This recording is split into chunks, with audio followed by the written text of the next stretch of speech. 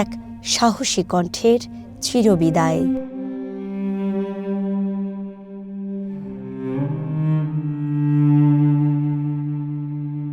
ময়নাতদন্ত শেষে বিদায়ী শয্যায় সোহরাওয়ার্দী হাসপাতাল থেকে বের করা হয় ওসমান হাদির মরদেহ। ওদিকে ছাত্র জনতার গণ অভ্যুত্থানের সম্মুখ সারির এই যোদ্ধার বিদায়ী আয়োজনে প্রস্তুত ঢাকা বিশ্ববিদ্যালয়ের কেন্দ্রীয় জামে মসজিদ।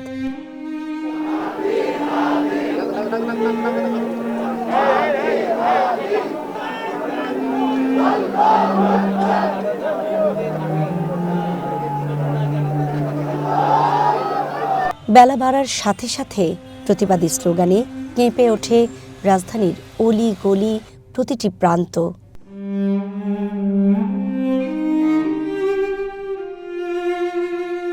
মাথায়, হাতে অথবা পুরো শরীর লাল সবুজের আবেগ জড়িয়ে বয়ে চলে মানুষের স্রোত।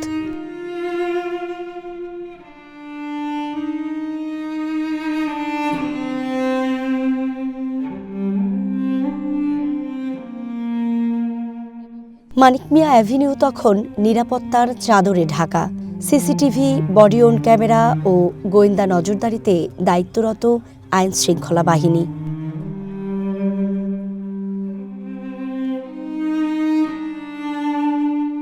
রাষ্ট্রীয় প্রটোকলে জাতীয় সংসদ ভবনের দক্ষিণ প্লাজায় এসে পৌঁছায় হাদির নিথর দেহ।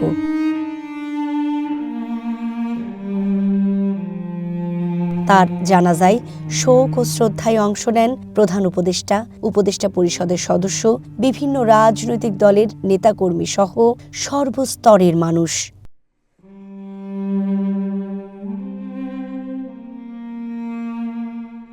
জানাজাস্থলে ইনকিলাব মঞ্চের মুখপাত্র হাদির জীবন বৃত্তান্ত পাঠ করেন ধর্ম উপদেষ্টা।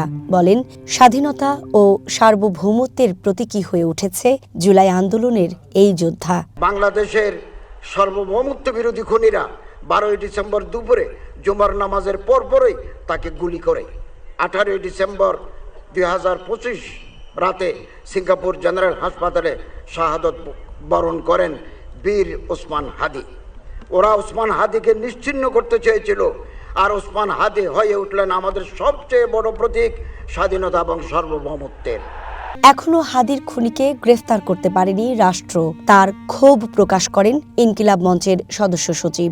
সরকারের পক্ষ থেকে এখন পর্যন্ত কি খুনিকে গ্রেফতারের ব্যাপারে আপনাদেরকে আশ্বস্ত করা হয়েছে? তারা কি এখন পর্যন্ত আমাদেরকে জানিয়েছে যে খুনি কোন জায়গায় রয়েছে? আগামী 24 ঘন্টার মধ্যে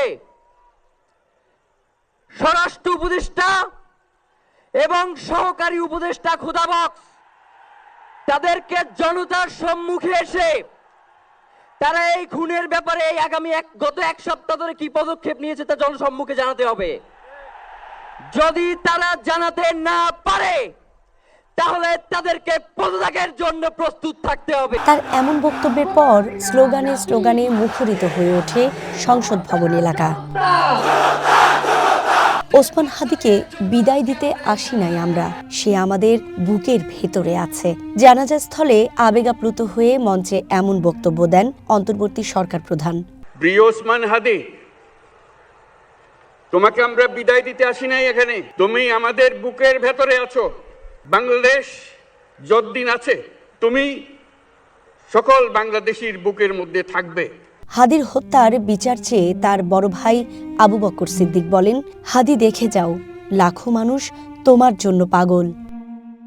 ওসমান, তুমি দেখে যাও, লক্ষ লক্ষ জনতা, তৌহিদি জনতা তোমার জন্য পাগল। খুনি প্রকাশ্যে গুলি করে যদি পার পেয়ে যায়, এর চেয়ে লজ্জার আমাদের আর কিছু নাই।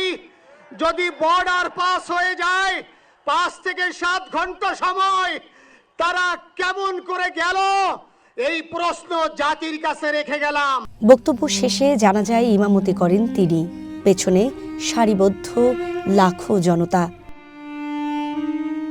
শোক, শ্রদ্ধা ও আবেগের সম্মিলনে এই জানাজা রূপ নেয় দেশের সাম্প্রতিক সময়ের অন্যতম বৃহৎ গণজমায়েতে।